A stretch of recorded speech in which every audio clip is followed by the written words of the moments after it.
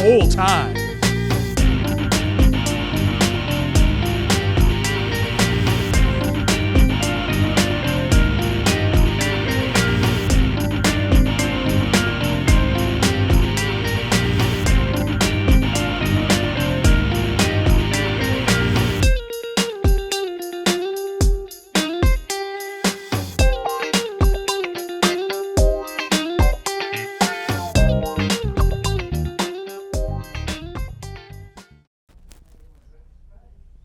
Hey there, welcome to another episode of Performers Unperforming.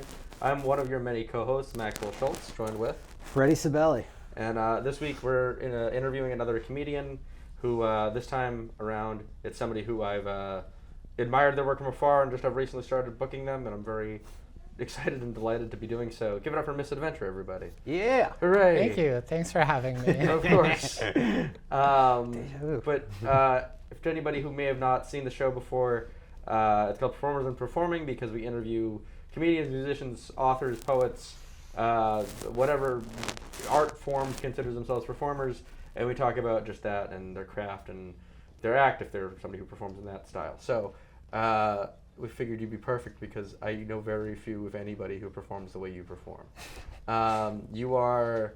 I usually say something like this if I say it all toward the end of the episode, but like you definitively follow like one of my like moral concepts of stand-up, which is like I feel like if you're gonna be a stand-up or an author or a musician or whatever, and you have like a message to tell, you should be doing it to help people, and that is definitively what you do. Well, that's great that comes through because that's a huge motivation for why I even do stand-up. I do view it as a form of activism. Yeah. Yeah, I know not a lot of people, even in the regular life, not a lot of people know a trans person. So even fewer still are like trans stand-up comedians in someone's life. So I know I like have this role to spread a message that not a lot of people hear. Yeah. So yeah, I take it seriously, but I also have a lot of fun with it. Yeah, oh, you definitely do. I mean, that is... Yeah, I know very few people who can control a stage the way you do. You're, whether you feel it inside or not, you appear incredibly confident and like ready to tackle any audience whenever I see you. You're part of the reason we're here, I guess, is to plug a show next Friday, the 18th, where you're headlining for me in Haverhill at Harbor Place at 8 p.m. and tickets are available. Please buy them. I do buy them. That's not what I said no. But when you reached out to headline that, like, you're the first person that's returned to that venue, other than me, as a comedian, and you reached out and you were like, I know I did 25 last time or whatever you did, but I have 45. I was like, awesome. That's fantastic news. I really love your work. But like the activism thing, like you have a lot of trans jokes talking about like the process and the ordeal it is to go through being trans, and I feel like if you're a trans youth or trans anybody in the audience who's closeted or unaware of some of the things, you bring that to light in a way that everybody enjoys. Oh, that is actually a huge hope. There's a lot in that I want to address, but yeah, a huge like goal of mine is to the phrase in the trans space is crack someone's egg, but basically help someone along on their gender journey and like credit me with discovering their gender. That would be a bucket list item for me for sure. Wow, that's cool. But another thing I wanted to talk about was a huge fear I had going up to a mic for the first time was worrying if it would be relatable at all to someone who wasn't trans. So I laugh at this, and I'm trans, and like I practiced in front of my friends, and they're queer, and they told me it was funny, but they're my friends. So going to an open mic full of strangers, I'm like, is anyone gonna laugh? And I was happily surprised, maybe not surprised, but I was happy to find out people did laugh. Good. What was the first mic? I did it in Salem. It was at the Gulu Gulu Cafe. Ooh. Gulu. Yeah. Love so the Gulu. Gulu. They're mixed mic, I'm assuming?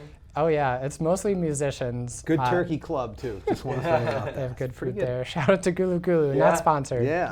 One of the only places that didn't hire me that I still like to go to. It was an interesting room to start in too. It was an interesting room to start in because it's a mixed mic and because it's usually musicians. The room is used to like talking over like the performance because you can still hear the music while you're talking. So you really have to like fight for attention as a comedian or any non-musician. Like there's some poets there. Sure. So been the nights that ignored you were many on times and there. you got attention, you're like, hell yeah, I killed it. Yeah, that's awesome. Heck I yeah. love too. Like, it makes sense that you go to Gulu because like I have some friends. We had one on the show recently who like I've brought your name up to because like we're doing a show together or whatever soon, and they know you, and I'm like we had Connor Hennessy on this show. Oh, I love him. Yeah. That's what he said about you, and I was like, what an odd two people that I know to know each other. But it makes sense. It's just like I don't associate with each other in any way. And Paul. Boric? Nope. I mean, yes, but no. Paul, the violin player, and Tiny the Bear. But Salem musicians that like say that they know you or whatever. I'm like, that's such a cool. I love when people I know in different art mediums are like aware or friends with each other. It's fun. Oh yeah, I love supporting all local artists of all varieties. Yeah, there's so many local musicians I'm into. So Yeah, that's yeah, I awesome. like going to shows and inviting them to my shows, and we all support each other. Yeah, Hell yeah. it's such a big part of the being a local artist is doing that, is getting to know everybody as best you can. How long ago did you start? You took the words out of my mouth. It's about a year and a half. I'd have to go to Oh, my hell phone yeah. to look up the exact Wow. dates, but it was like February or March of that'd be 2022. Oh, I've definitely been seeing you around for a year and a half, so I've definitely seen you at a few other spots, so that's crazy.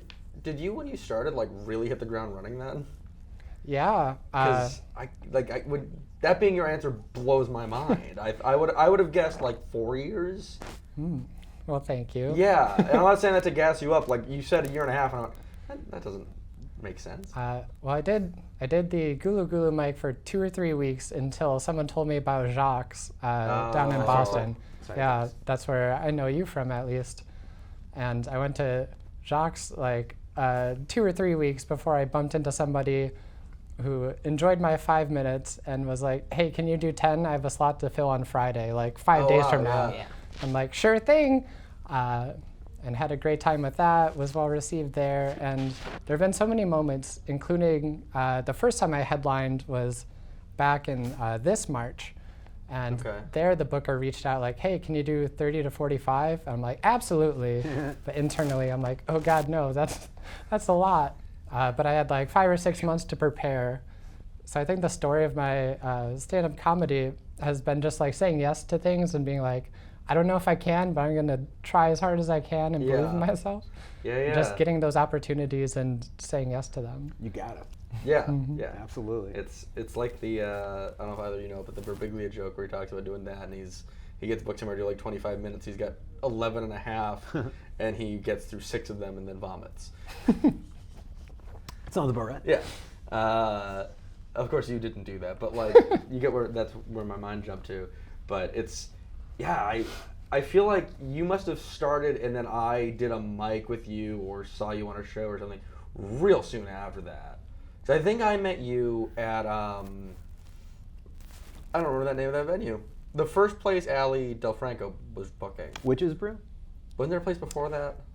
She's done shows all The over Candy Salem. Show. East Ooh, Regiment. East Regiment. I think East Regiment with you one time, too. That's where I think I met you. East Regiment, but I thought that was longer ago than that. But I guess I'm wrong. So I think I know the answer because I've seen your act, and I don't think it's hard to figure this one out. But I've asked every comedian we've had on this question, which is, you know, people will ask me things like, do you sit at home for hours and hours and write out a joke and finally figure out a 30-second joke? Or do you, like, I don't do that. I sit at home or go to work or whatever I do throughout my day, and periodically an idea for a joke, a premise will pop in my head, and then I will sit and fester on it for a month. That's how I write. But, like, what is your process? Yeah, I've tried to keep a notebook or my phone, like Google Docs, a various number of them, where if I have a funny sentence in my mind or encounter a situation that makes me laugh, I'll write what I can on it and, like, you know, maybe a few sentences, maybe a few paragraphs, and come back to it later, or I have the idea to come back to it later. This is usually like day of an open mic, like, oh no, I need material, time to go work on that. Or times when I'm inebriated are often very inspired times where I have a lot of ideas. They need a lot of massaging and editing, but Sure. that's when a lot of writing happens. don't know if that's the Hemingway approach. Yeah, Write drunk, is. edit sober. Yes, definitely. But yeah, there is mostly life situations, and especially with the trans nature of my material, things that I wasn't prepared for. What's a good way? Like, no one prepared me for being trans. I just one day was like, oh wow, I'm trans, what now? And Sure. so like everything that I've done has been a decision I had to make. In fact, my very first stand-up bit, I like to name some of my bits. I call it the bathroom debate. But I went to the bathroom one time, and I just had to do number one, but I went into the bathroom, and I'm like, wait, should I sit or stand? Oh, And sure. like that question made me laugh. Like, how could I be asking this? Why is this a problem I have to deal with? Why am I wondering about this? Sure. And just that kernel like sat in my mind for a while. I'm like, I think people would laugh at this. Like, this is just so ridiculous. So I write like a setup.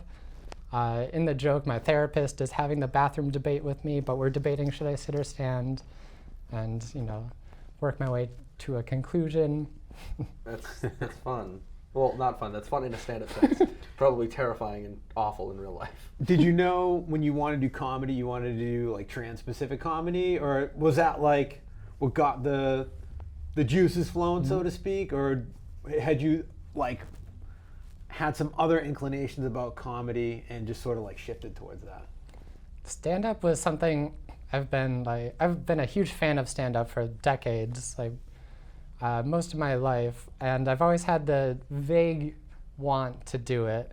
But whenever I would try to like come up with something for an open mic, nothing would ever come out. Nothing that I was like proud of, that I would stand behind.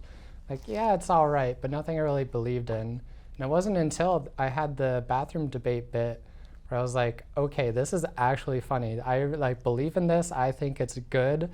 And I think having the mission behind it, the purpose of spreading like awareness, demystifying the trans experience is what I like to say. Like, I have to deal with these weird thoughts, so now you do too. And hopefully we see that life is just weird for everybody. Yeah. Yeah. I've been feeling like I've been trying to, because we all have like, we're ourselves, but we're like a character too. Oh yeah. So it's like, that's awesome. Like you found out like what part of your character to put in your character.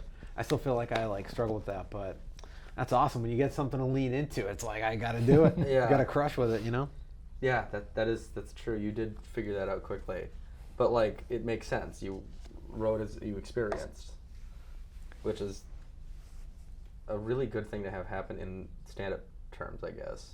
Yeah. Maybe not in all terms, but in stand-up terms, I'm sure that you felt it. Like when you had that debate with yourself about the bathroom, I'm sure you were like, this is something. Mm-hmm. Quickly, that's such a good feeling. Yeah. I mean, it did take months from having that, like, this is a good bit, to, like, having a bit that I would bring to Gulu. Sure. Like, really wanted to tinker with it. Like, I had to be sure, like, if I'm going to say this in front of strangers. Because, yeah, it is, even though I'm Misadventure on stage, which is only partially my legal name, off stage, it is vulnerable to, like, talk about my body and my experience. So I'm like, if I'm going to shout this at strangers, it better be funny. Yeah. It better be worth it. Does it feel less vulnerable over time? It has, and it's actually helped me grow more confident. And I think going with the like stage persona and leaning into like the character of it and being Misadventure has helped. Because Madison might be more timid, but Misadventure is like, I'm gonna say this, I'm gonna shout it, take you along for the ride. And I've like taken parts of Misadventure into my life and be like, no, I do deserve to whatever I want to do. Yeah. It's dope. That's great. Where, if I may ask, where did the name Misadventure come from? It's a really good stage name, but Yeah. So my legal name is Madison Adventure Jacob, and I forget honestly how exactly adventure came up. Like when I was changing my name legally, like I came on the name Madison like a week into my transition. Oh, that's cool. And was using that. But when it came time to legally change my name, I had to think about the middle name for the first time, which wasn't something I'd thought about before much, but wanted to have fun with it. And so I would talk with my friends about weird names like Danger, that'd be a fun middle name, but it didn't quite fit. You know, it's too, I don't know, dangerous. This danger? Yeah, not Yeah, positive yeah. enough. But I liked adventure, so I could call my friends and say it's adventure calling, or like Yeah. just weird things like that. So it started out pretty jokey, and I had the name, and I wish I could place the order in time. Like, did I have the stand-up idea before the adventure name, or the adventure name after the stand-up? But when I practiced the bathroom debate for the first time in front of my friends, I did try 3 intros. I came out for the first time, I was like, okay, here's Madison. See how that felt. Came out like, okay, here's Miss Madison, which felt better. And it was like, okay, here's Miss Adventure. And I'm like, okay, I like that one. I'm gonna try that out for a while. Yeah. It's great. I feel like that's definitely how everybody that I know that knows you knows you. Like, I would, and maybe I'm wrong, but I would guess that like the majority of comedians I know that know you, or people in general, like my fiance is not a comedian but has met you, like know you as Misadventure before they know you as Madison. Yeah, that's actually a source of joy in my life too, because people will be like, actually, I don't know your name. Like, hi, Misadventure, but like in a non-comedy context. Yeah, I didn't for a while. I completely forgot your name when you walked, but I know you as Miss Adventure. So I was like, oh, hey, Mrs. Adventure. Yeah. And that's fine. Yeah, I'll I had respond no to idea. that. It's in the bank. I'm not going to forget it now. Yeah. I know your last name now, too. Yeah, I didn't even know that. But yeah, no, it's cool. Like it's really impressive that you have a stage name that sticks with you more than your name. Like, I know that Adventure is your middle name, but you know what I'm saying. Yeah. Yeah, and I've been trying to find the right ways to like use that as part of the brand, like Misadventure in comedy, or like the Misadventure continues. Like, Yeah, no, it works well. Yeah. I think I put a promo out today or yesterday that said like, "Come join an adventure" or something. Yeah. It's the such first a- show I produced, name. I called the Comedy Adventure. Oh, cool. I didn't want to call it the Comedy Misadventure. I'd be like, oh, I don't want to do that to my comedians. Yeah. Calling them a misadventure. I'll call myself that, but I want to hype up my comedians. Sure. Yeah. Yeah. It's cool too. Like the show that we have going on the 18th, or a week from tomorrow, because this airs on Thursday. So Friday the 18th of August, almost at April of August. It's an all queer lineup, which is really fun. And I kind of did that on accident, and then it just kind of happened. It could have very easily not been, and then it was mostly booked, and it just happened to be that way. So I'll never say who it was, but the last person I booked, I'm like seeking out a queer person.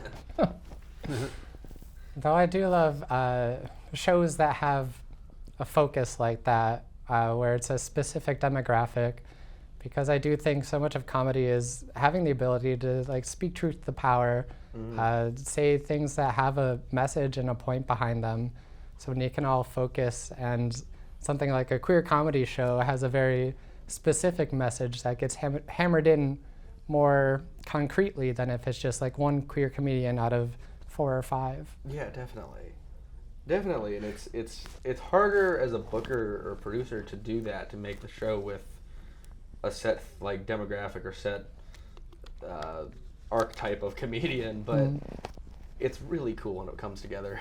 Yeah. What are you gonna say, Freddie? I was say, do you ever feel like it's hard, like doing a specific show like that, reaching a bigger audience? Do you feel like you get like a mix in the audience, or is it harder to get new people in a show like that, where you know maybe it's somebody's first time going to a show like that, or maybe you know they're like just interested in checking it out? Like, I wonder, like, how often does that happen? Like, if you can get like a good like quality show like that. So I've looked at it like, you know, and to be fair, I've done very few shows that are set like an archetype of comedian, for the language I just used, but I usually like kind of like you were saying, Misadventure, the whole thing, like, yes, it's this archetype sending like a bigger message, an important message, but the audience, it doesn't really matter who they are, because either they're on your team or you're winning them over either way. So, you know, it's billed as like if you look at the ticketing link and stuff, like it's somewhere in there, it states that it's an all queer lineup, because I thought that was a cool thing to promote. But the audience is gonna be probably, for the most part, a typical audience. of people who like comedy or know one of the comedians, to be honest. Yeah, and it is hard to gauge what the reaction will be to putting on something like an all-queer show. Or in September, I'm putting on an all-trans show. Oh, that's cool. And I know that's definitely like, that will turn away some people, and those are people I would want to turn away anyway. Right. But it might also scare away some people on the border who are like, maybe this isn't for me, you know, like I don't belong in that space. But that's not the case at all. Like we want people from all walks of life. Like we're telling you our story, and if you don't know that, that actually works out great. Like you get to learn something in addition to laughing. Where's that show at? Cinema Salem in Salem. Oh, Nice. Cool. Yeah, excited about that. And that's September 16th. September 15th. September 15th. Friday. See? Good thing I double checked. Friday, September 15th. This I'm actually reminded. I did an all-trans show back in February. It was at a convention, the TCNE. It's like the Trans Community of New England, something like that. Okay. But not only was it an all-trans lineup, it was a like 99% trans audience, which was a really unique experience. And every one of the performers, like we were talking afterwards, like that the jokes didn't land as hard because they weren't as shocking. Yeah, Like, that's kind of what I was saying. What I was trying to get to earlier. Like, so many of us were like trying to set up a punchline, like, but wait, you know this already. Like this Yeah. isn't news to you. Yeah. or maybe even have like a better inclination of where, like, because if you're doing, I don't know how many like misdirect jokes are kind of in your 45 minutes or whatever, but like when you're doing a show like that, it's probably going to be harder to do a misdirect because maybe people know a little bit, have a better inclination of where the joke's Insider going. information, You know? almost. Yeah. Yeah. Yeah, instead of being like a twist of a punchline, it's like, oh, I've had that thought before. I remember thinking that. Yeah. So we're all like, oh my, is all of our material just like catered and tinkered for cis audiences? How did that happen? But I mean, I feel like with my material, like I don't talk about being queer a ton in my work, but I have jokes throughout periodically, and I feel like the people that have the most reaction are typically cis people.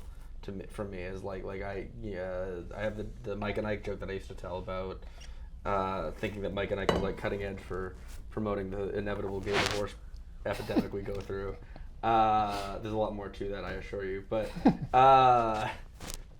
I did, like, the majority of people that like gave me feedback or said something, or audience members who like even laughed at it, like they were the people who I didn't necessarily expect to. And that was kind of fun. So yeah, I get what you're saying.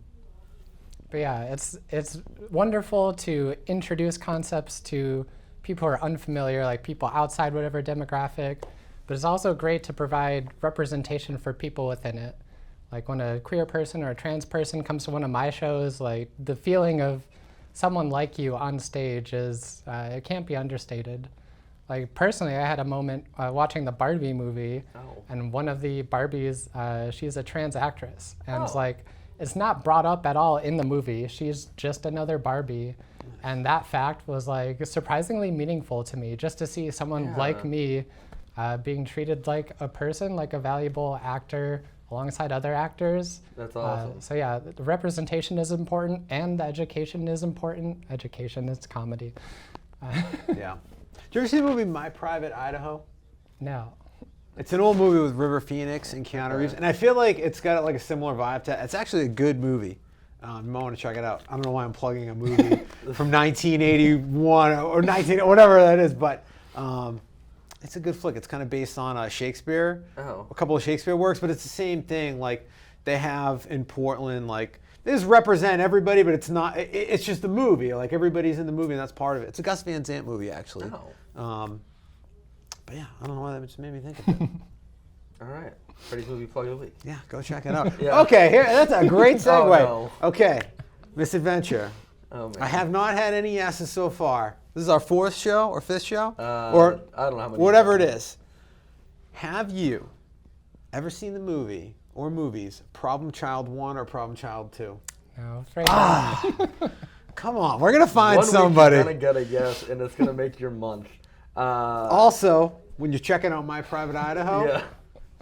take a gander at Problem Child 1, Problem Child 2. I don't think you're going to be disappointed. Do you have stock in this movie production company or something? John Ritter. Residuals. And I don't remember the other. Oh, Kramer from Seinfeld, like before Seinfeld is in it. Couple couple other familiar faces. Trust me. Okay. It's good. Real good. You do plug this movie every time we're together on this And show. I'm going to until believe someone I you. talk to has finally seen it. Yeah, and then you jump to another film. I'll probably forget they told me they saw it, and I'll just keep That's asking the probably question. true. That's probably true. So here's, I don't think I've asked a comedian this yet, but this is a valuable question because I'm sure you have an answer to it. When you're writing a set, like especially a longer set, like 25 minutes or more or something, how do you order your jokes? How do you decide that?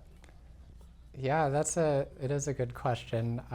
So I wrote out all my jokes on index cards basically, and preparing for my first headline, this is what I did, and just kept shuffling them around, keeping in mind the way they ended and started, being what flows into here, does anything open up a potential callback? Some of the things do sort of refer to each other, and I can lean into the sort of callbacks that are in there when I have a chance to do more of the bits. But I try to stay on topic and just work my way through a few ones. In the past, I've tried to sort of move narratively as the story behind each of the bits is learning to accept myself, where I start out from a place where the bits are more about changing myself and trying to fit in. And then in the middle, it's more about, well, this is the way I am. And then the bits at the end are more this is me and you're going to learn to love it. So Cool. Introducing the arc of acceptance in addition to just gluing together bits that fit all right together. Cool. I asked that selfishly because I tend to not struggle with that because I do it, I do sets, but I switch it up all the time. Mm-hmm. I even switch out what I end with all the time, which is fun. But it'd be nice to not always do that. The album I recorded last year, that was a different order until day of. Yeah. I feel like mine, I have certain transitions. I can rotate some blocks of jokes. Yeah. But within those blocks, I kind of have, similar I think to what you're saying, I have some certain transitions that have to go there. Yes. But I'm thinking about actually switching one up. Okay. So Okay. we'll see. We'll see how that goes. And I'm the same. There's certain jokes that have in my brain must go in or out of each other, but not always. But Yeah. Is there? I like asking this too, even though it may be something you've already answered without us wording it this way. But is there a venue you've done before that really just this was awesome? The venue that was the most what do I want to say? I want to say grown up, but we're all adults. I did my headline in March was at the Mosesian Center for the Arts. That was a legitimate theater with a stage and a sound booth upstairs. It was definitely the most professional. That's the word I want. The most professional venue I'd ever played. With a downstairs green room. I'm this is luxury. That's so cool. I'm used to playing in the backs of restaurants or Jacques at this gay dive bar. That's awesome. I feel like I deserve to play next to a dumpster somewhere. I'm here a theater. What is it called? The what theater? Begin with an M? Mosesian Center for the Arts. Mosesian. I can't even say. It's Moses, I-A-N. I hope I'm pronouncing it right, yeah. Where is that in Mass? Watertown. Watertown. Okay. Yeah. I've also loved in Roslindale, the Rossi Square Theater. That's actually where I did my first ever show. It was a queer comedy night. And I've done it 3 times total, but just the audience there is always fantastic, so cool. I love it for that reason. That's so cool. Yeah, I love finding those shows that you just love and will have you back. Mm-hmm. Yeah, so fun. Have you done a lot of stuff out of Mass and New Hampshire? No, it's been Mass exclusive so far. Oh, really? Yeah. Wow. Only starting to think about spreading the adventure. Branching out, yeah. Yeah. It's fun. It's I will say that doing stand-up in different states, Mass and New Hampshire is not that different, but I've got a show up in Buffalo coming up in November, and it's such a different thing. It's still stand-up and it's still fun, but I feel the further you go from home, and I don't know why this is, I haven't cracked the code yet, but it's kind of like easier to land jokes further away. I've learned because like the audiences don't know you, they haven't heard your material, they don't know what you're like necessarily unless you've talked to them before your show. I love doing road shows. That's true, right? People in your scene, they hear your joke the first time through and it's not that good. They hear it the second time through and it's better. The third time through and it's better.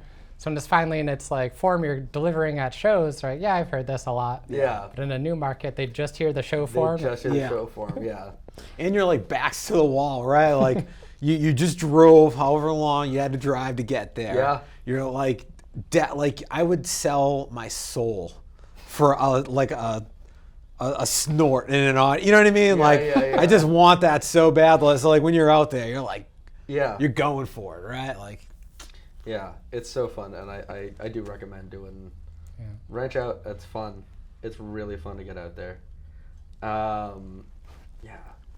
By the way, I'm talking like I travel across the country. I live 5 minutes from New Hampshire. You do, but you were also just in Idaho.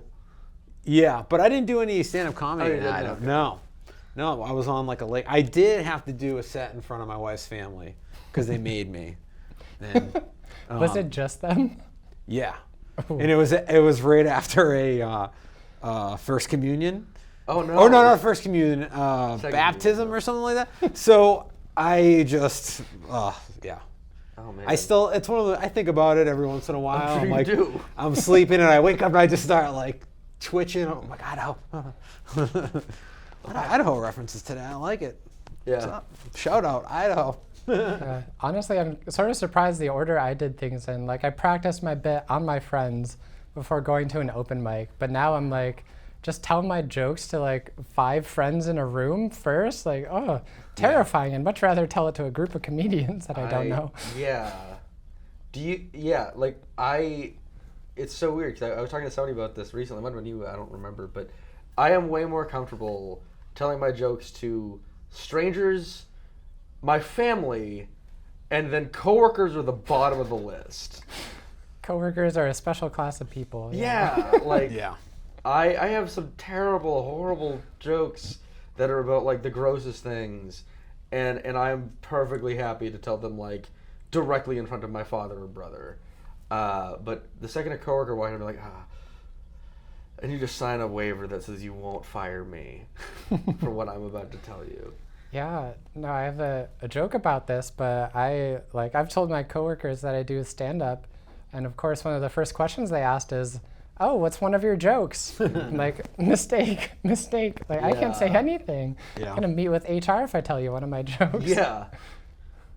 So just gotta deflect. Yeah, like I have jokes about work. I mean, I think most people do, what comedians do. But like, I was nervous until I quit the job all those jokes are about, and I'm like, I'll flying free. It doesn't matter. I mean, not that I'm gonna like ridicule these people. I'm not. I care about them. That's why they're in the jokes for the most part. But like, it's nerve-wracking making those jokes, knowing like my boss could come. He's not going to, but he could. And now I've got a new job, and it's not very funny anymore. But that's okay. Change of pace, to be quite honest. But it is like, that's why I like having comedians on this. I was going to say comedians, but comedians on here. We all have such different processes of how we go about just doing this. You must have then missed most of like the Zoom era. Yeah, I came in a few months after vaccines were like widespread. It might have even been like second vaccine time. Wow. When I was getting started. I did a Zoom show once and did not like the experience at all. So that was my only Zoom show. Okay.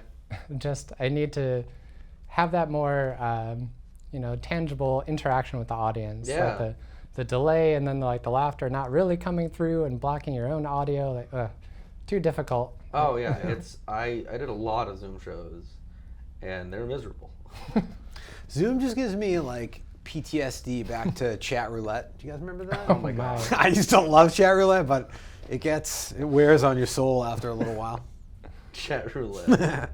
Reminds me a lot of work too. Like I did it in my office because I work remotely. So I'm like sitting in my work chair, using my work computer, and just like time to do my jokes, I guess. Oh my God. Yeah, You don't want to forget where you're at. Yeah. I went back to college like during the height of the pandemic, which was not my brightest decision, but it's what I did. And like classes were in person, but like sometimes they were on Zoom. And I took an improv class where our final was to like do an improv show on Zoom to other people. It was the weirdest thing. It is really hard to play off each other when you can't see them, but we did it. Nice. Got an A in improv because I showed up. How do you not get an A in improv? Yeah, I think one kid failed, and we met him once. Like, I think that's how you fail, is you just aren't there. Yeah. Like, I don't know past that. The ultimate improv. Not showing up. Yeah. Coming in the last day, I've been here the whole time, guys. I'm the mime. The hidden one. No. But it's really interesting that you've only been doing this for a year and a half. Like, I feel like everybody in the local scene knows you. What was your 5-month? Because you already had the show you were mentioning earlier, right? Where you had 5 months to practice. Yeah. Tell me like a little bit like what was that like? How did you go from? Would you say you're doing like 15 or 20 was maybe the most before that? Yeah. So, like 6 or 7 months after I started, I had like 20 or so, let's say like 15 to 25 minutes of like show ready stuff. So I'd do like 10 minutes, or I'd feel like doing a different 10 minutes. Like I had that size bank to pull from. And then I got contacted to do the 30 to 45, which was, up to like twice as much as I had. So I was definitely nervous about it, but I'd gotten as far as I had by saying yes to things and trying to do it anyway, not knowing if I could, but just like gonna try. And it really kicked my butt into a different gear. Yeah. Like I went to mics with so many new minutes. Like I couldn't always do 5 new minutes a week, but like at least 2 or 3 new minutes a week. Like I needed to be churning through stuff. And there was a lot of stuff I would just drop on the floor. Like, is this salvageable? I don't know. Just like, I don't know. Maybe I'll come back to it someday. This stuff was good. Like, work on it later. So I put like so many pins in things until a month or 2 before, where I could start going back and revisiting, like, okay, these things had promise. And now, like, all summed up, I have the length of material. Let me start, like, fine-tuning the things. And I got one comment that I wasn't sure. It was a positive comment, but it sort of rubbed me away. Oh. When I started revisiting the stuff I liked, that was like, all right, this is good stuff that I'll keep. Let me go and tweak it now. Someone was like, your material's gotten so good lately.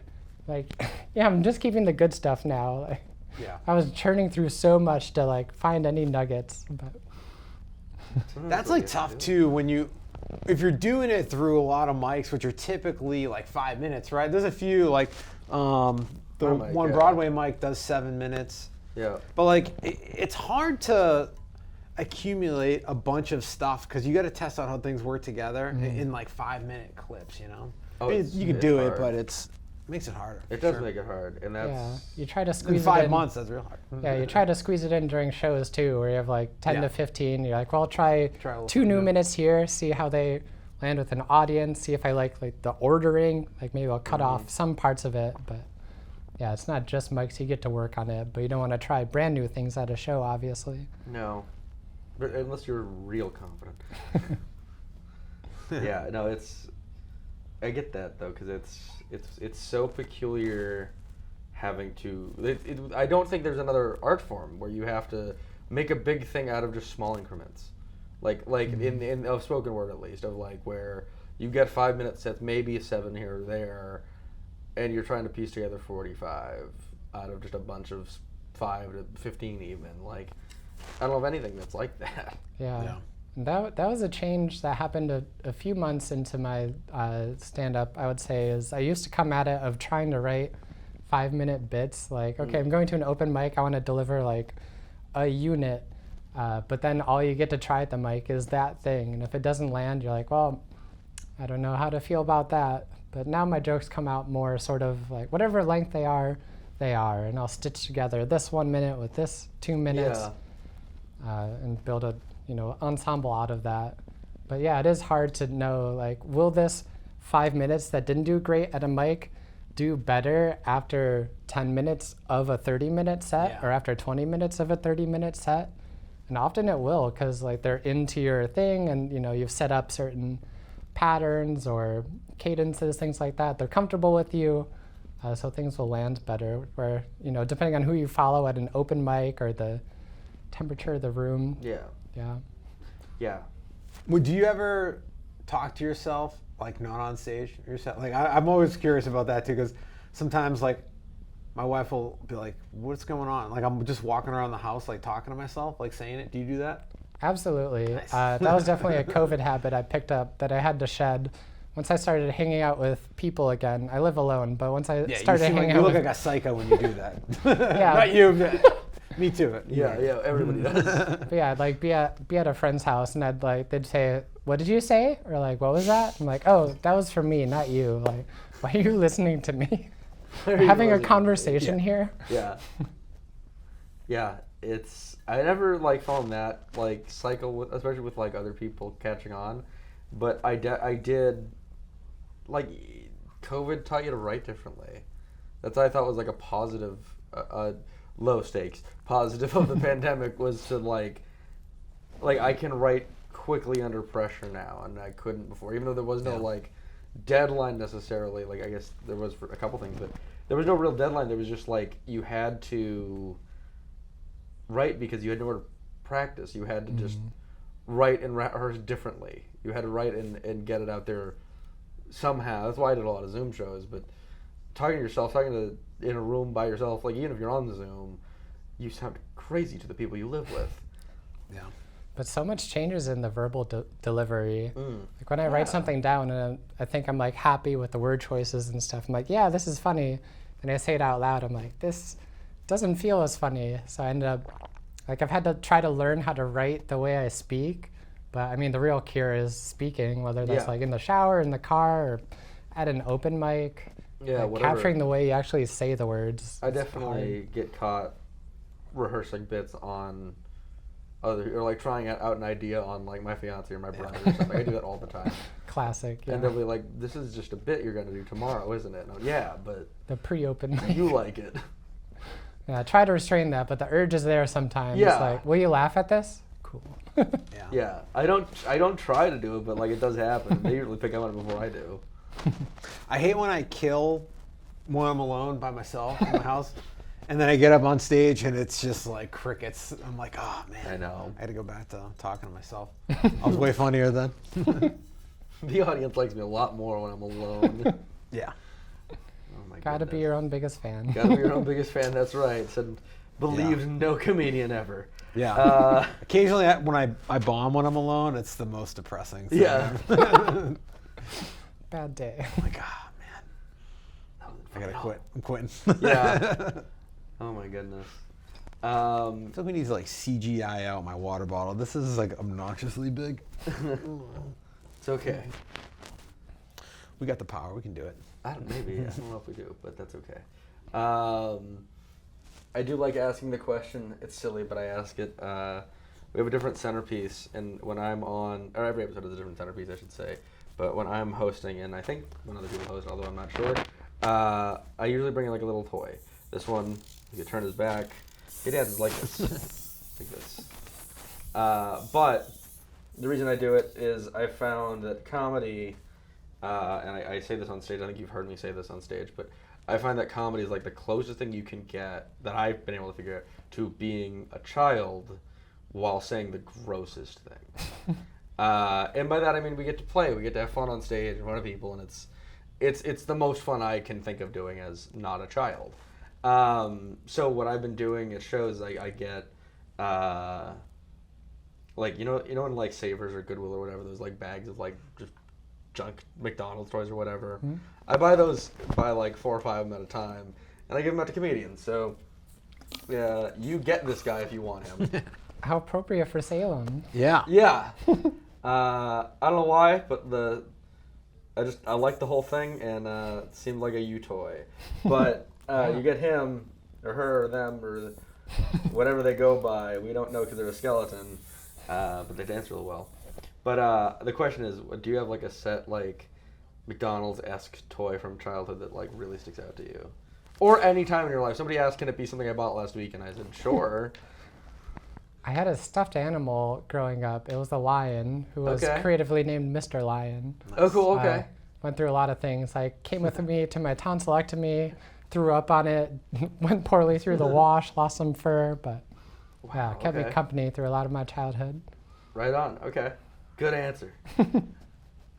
We clap, but that's trademarked by Family Feud.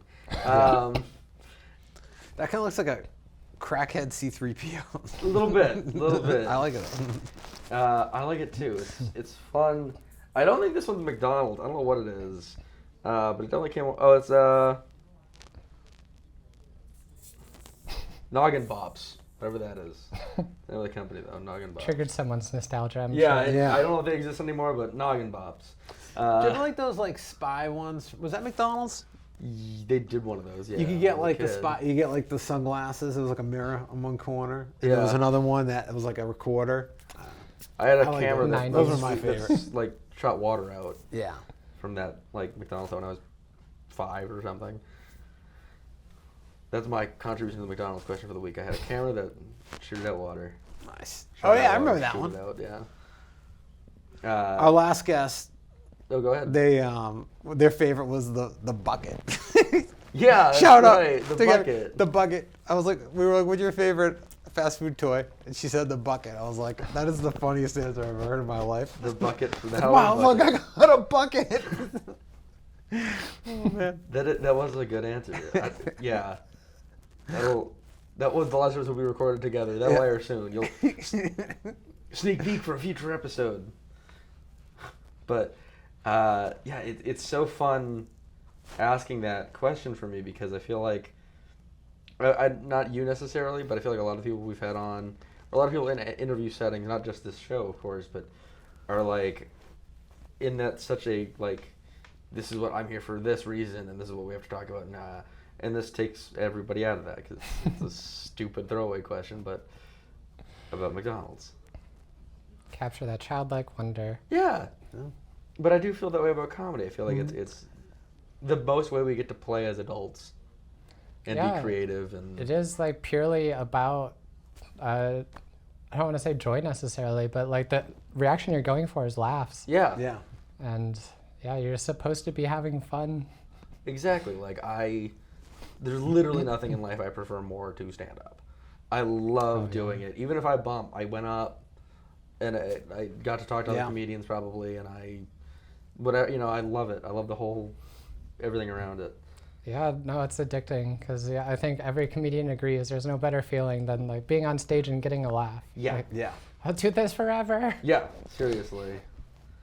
I mean, I probably will, but So it keeps you going to the mics at the weird hours and weird days. Like waiting, you get there at like 2 minutes late, you're number 30, you're like, oh no. Sit But you through gotta 3 do it. hours of comedians to do 5 minutes. Right? Yeah. I did. It was worth it. Yeah. They really like that new thing about whatever it might be.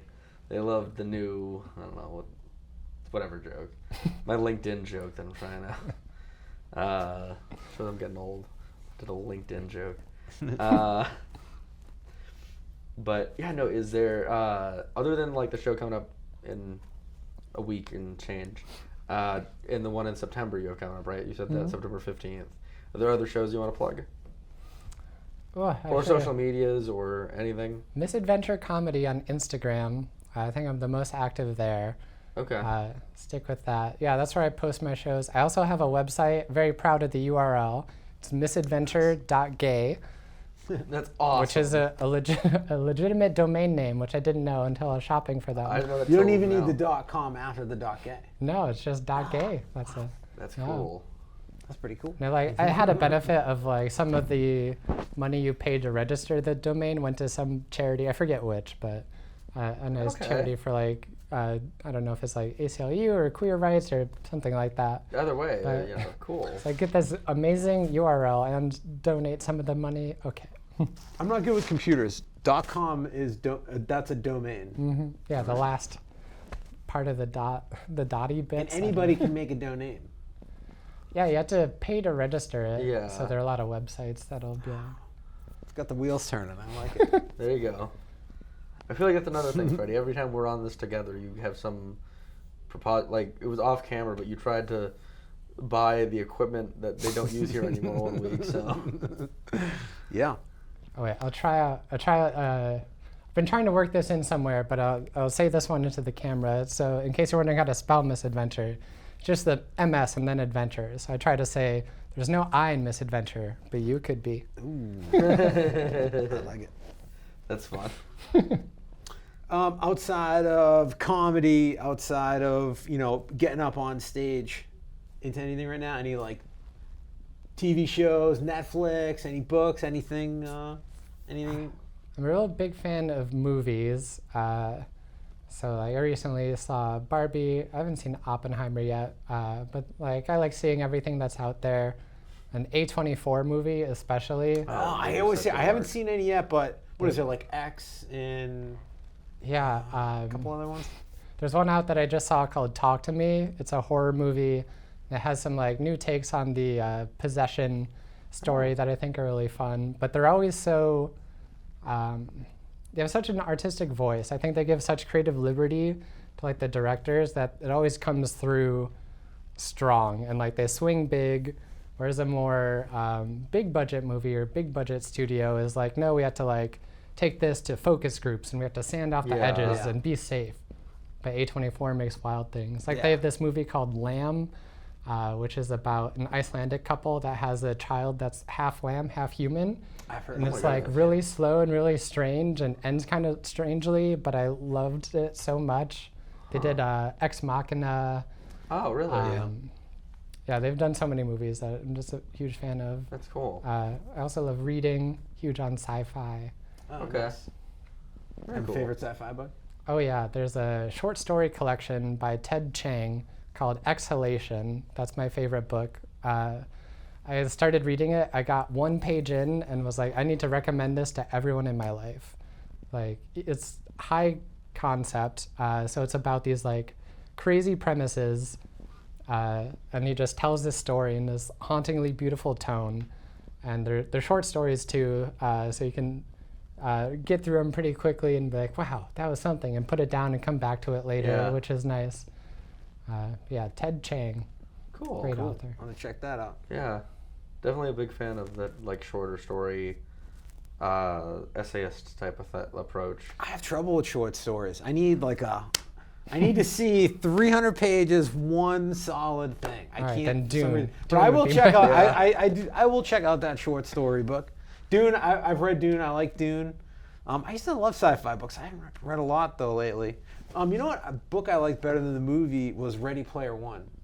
I've heard that from several people. That was a good because it was a lot more like callbacks. I don't know how old you are, but I was born in '84, so I know a lot of the '80 references that they made, like the later ones, and some '90 references, and like there was a lot more in the book than the movie. I was like, that was pretty cool. Yeah, and I think the book gave it more liberty to do things. Like one of the key challenges is like playing an arcade game for like hours and so hours. you've read the book. Yeah. Oh, yeah. And like you can't show that on a movie. Like Yeah. playing an arcade game and like frustratedly. Yeah, and even like the challenges were a little bit different too. Yeah, that was a good book.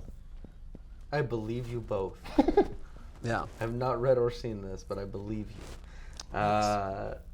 Yeah, so I'm so excited for you to headline in a week-ish. Friday, August 18th at 8 p.m. at 2 Merrimack Street in Haverhill. But I am, like, I'm so happy that you came on for this, and I'm so happy that we get to work together. Yeah, I'm excited. Yeah, it's gonna be really fun. And it was cool too. I've been doing this recently for shows, not all of them, but many of them, where like I asked the headliner for input on the other comedians.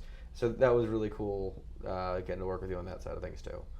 So the show is I'm hosting, and then we've got Ira Claiborne opening, Nick Martucci and Cam O featuring, and then Misadventure as our headliner. It's a wonderful lineup. It is. You I'm should really come. excited.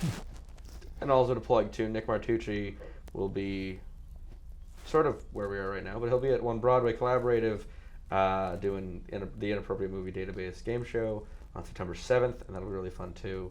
I believe his episode will air before that. I think his airs the week before that. So that'll be really fun as well. So plenty of chances to see some really cool comedians. I am headlining One Broadway on the 26th of August, and Tyler Tuttle is on September 22nd. So there's a lot of shows coming up that Malice Comedy is producing, and most of them are at One Broadway right now. So real exciting stuff coming up. Yeah, absolutely. I did want to just give a nod to those things. But yeah, I think, if there's anything else you want to plug? I guess in October, I don't have all the dates yet. One of them will be October 27th, and I forget actually where it is, so oops on me. But in October, I love to do this character called Edgar Allan Poe, and I read my parody of The Raven, and I just have so much fun with it. But if you're in the Salem area, or I don't know, if you're in the Boston area, that is the in most October, Salem thing I've ever heard in my life. I love it. you can find Edgar Allan Poe somewhere. Go to my website or my Instagram, and you'll definitely find something there. Do you do it at a venue, or do you do it like outside? Because I know a lot of people in like September, October, they're doing that outside. Oh, but I do it like as a show bit. Like if I have 10 minutes, That's cool. read my nice little fun poem. That's awesome. Yeah. And when it's getting close to, it starts to take my mental energy, because I had so much fun writing it, and like I still like tweaking it and like adding another stanza or changing another stanza of the poem. But like that's 2 months away. Like work on the jokes you're working on now. Yeah, right. But it just like calls to my brain. Or like once upon a Friday whoring. Like That's Yeah. fun. You told me about that earlier today, and I was like, that's such interesting comedy. You both do that very well. I feel like you could probably do that in like a park, and just like hoes would flock to you and like just be like celebrating. one heck of a performance. It's true, It's I like, should if you look- yeah. do, Look up the if busking you talk rules, I should do about that. hoes, Yeah. about Edgar Allan Poe in the park in October in Salem, it would be crazy. Yeah. It is the craziest month in the craziest city ever. Yes. I like that you had trouble coming with Edgar Allan Poe's name, but not the whole thing. So that, Yeah. that was fun for me. But yeah, that actually it was somewhat helpful. So I wrote that bit for the first time, like after I got my first headline booking, but before I gave it, like it was in that fall. And that is about 10 minutes long. There's a little intro I do, but writing a poem parody that was like funny, but you could listen to for 8 minutes, did teach me a little bit about like structuring longer form. I'm sure. It's like more than a 5-minute bit. I'm like, okay, this needs to be like coherent and cohesive. So you're not like, all right, enough poem. But yeah, I'm super proud of it. People love it. So yeah, check it out. That's so cool. I love that. I think that is probably our episode. That is our episode. But thank you so much for being here. Really appreciate you. Thanks for having me. And if you're around, come see Miss Adventure next Friday, the 18th, at Harbor Place in Haverhill, and everywhere else that she will be. Well, on stage, not just like Walmart or whatever. But Show up at her house. yeah. Hey, you here? Meet me for brunch. Yeah. But thank you so much, everybody, and have a wonderful rest of your day. Bye-bye. Hi, guys.